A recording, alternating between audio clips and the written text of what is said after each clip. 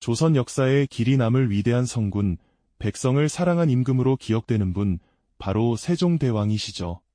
우리는 그분을 떠올리면 훈민정음 창제를 비롯한 수많은 업적과 태평성대의 이미지를 먼저 생각하곤 합니다.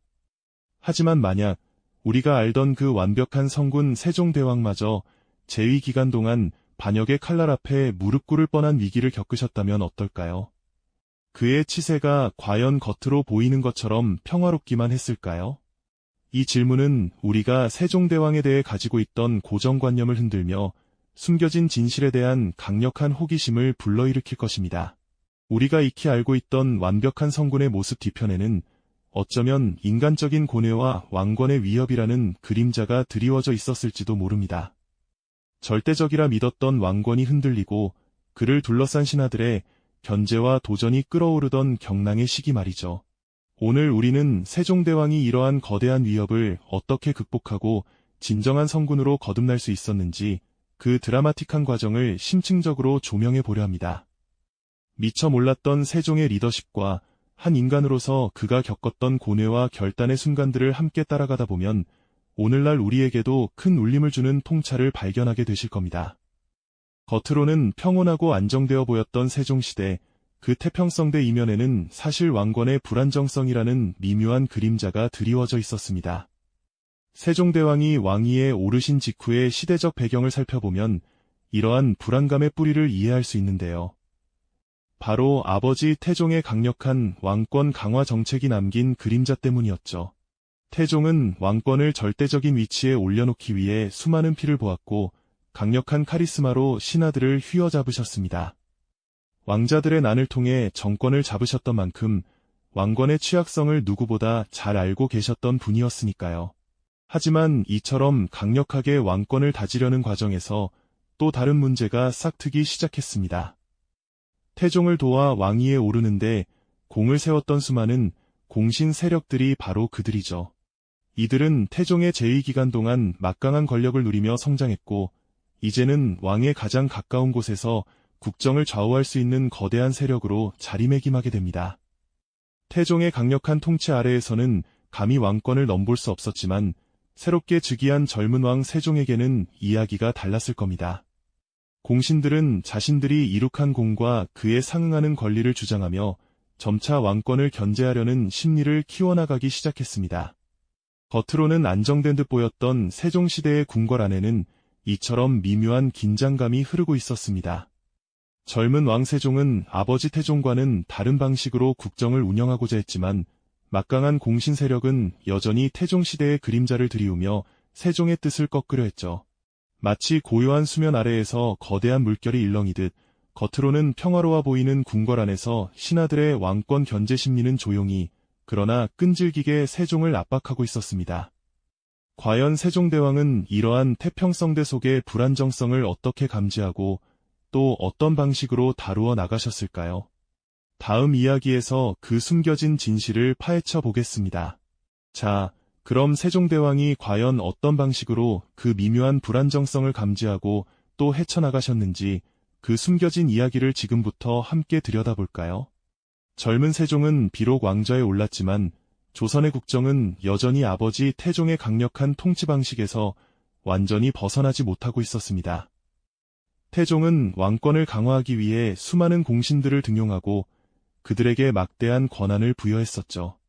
이들은 태종의 재위 기간 동안 국가의 기틀을 다지는 데 혁혁한 공을 세웠고 그만큼 조정 안팎에서 엄청난 영향력을 행사하는 거대한 세력으로 자리 잡았습니다.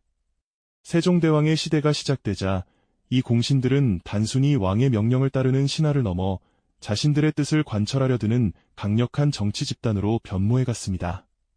흡사 거대한 뿌리를 내린 고목처럼 조정의 모든 곳에 그들의 가지가 뻗어 있었달까요. 정책 결정 과정에서 왕의 의지에 끊임없이 제동을 걸고 중요한 인사에 개입하며 때로는 집단적인 의견 표명을 통해 왕에게 자신들의 입장을 강요하기도 했습니다.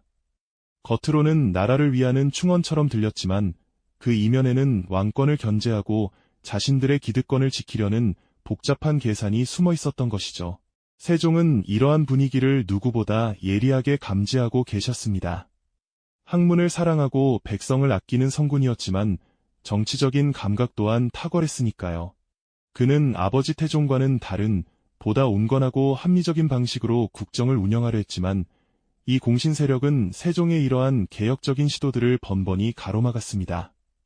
마치 강물 위에 떠있는 배가 거센 물살을 만나 나아가기 힘들어하는 것처럼 세종의 이상과 현실 사이에는 넘기 어려운 거대한 장벽이 놓여 있었던 셈이죠. 그들의 견제는 노골적인 반항이라기보다는 지혜롭고 경험 많은 신하들의 조언이라는 탈을 쓰고 나타나곤 했습니다. 전하, 아직은 때가 아닙니다. 선왕의 뜻을 거스르는 일은 삼가셔야 합니다. 같은 말들이었죠. 이러한 말들은 얼핏 충성스럽게 들리지만 사실은 젊은 왕의 새로운 시도를 좌절시키려는 은근한 압박이었습니다. 세종은 이 모든 상황을 꿰뚫어보고 계셨지만 당장 이들을 숙청하거나 강하게 밀어붙일 수는 없었습니다. 오랜 시간 태종을 보필하며 쌓아온 그들의 공과 사회적 영향력을 무시할 수 없었기 때문이죠. 세종의 마음속에는 깊은 고뇌가 자리 잡았습니다. 과연 이 막강한 공신 세력과의 보이지 않는 줄다리기에서 어떻게 왕권을 지키고 자신이 꿈꾸는 이상적인 국가를 만들어 나갈 수 있을까요? 그는 밤늦도록 홀로 책상에 앉아 깊은 생각에 잠기곤 했습니다. 그의 눈빛에서는 백성을 위한 간절함과 함께 현실의 벽에 부딪힌 젊은 군주의 복잡한 심경이 읽혔습니다. 이러한 미묘한 긴장감은 태평성대라는 화려한 궁궐의 장막 뒤에서 마치 언제 터질지 모르는 시한폭탄처럼 조용히 시간을 재고 있었죠. 과연 세종대왕은 이 불안정한 시대를 어떻게 돌파하고 진정한 왕의 권위를 확립할 수 있었을까요? 다음 이야기에서 그 해답을 찾아보겠습니다. 그렇다면 과연 젊은 군주 세종은 위태로운 상황을 어떻게 헤쳐나갔을까요? 그의 고뇌가 깊어지던 그때 궁궐 깊은 곳에서 조용히 때를 기다리던 시한폭탄이 결국 터지고 맙니다. 바로 사은 사건이라는 이름으로 역사에 기록된 왕권을 뿌리째 흔들 뻔했던 충격적인 반란 시도였죠. 조정은 말 그대로 아수라장이 되었습니다. 이징옥이라는 자가 역모를 꾀했다는 고변이 접수되었고 그 배후에는 세종이 깊이 신뢰했던 재상윤회를 비롯한 여러 고위 관료들이 연루되었다는 충격적인 소식이 전해졌습니다. 태종 때부터 조선의 기틀을 함께 다져온 핵심 인물들까지 반역의 그림자에 드리워졌다는 사실은 세종에게 이루 말할 수 없는 충격과 함께 뼈아픈 배신감으로 다가왔을 겁니다.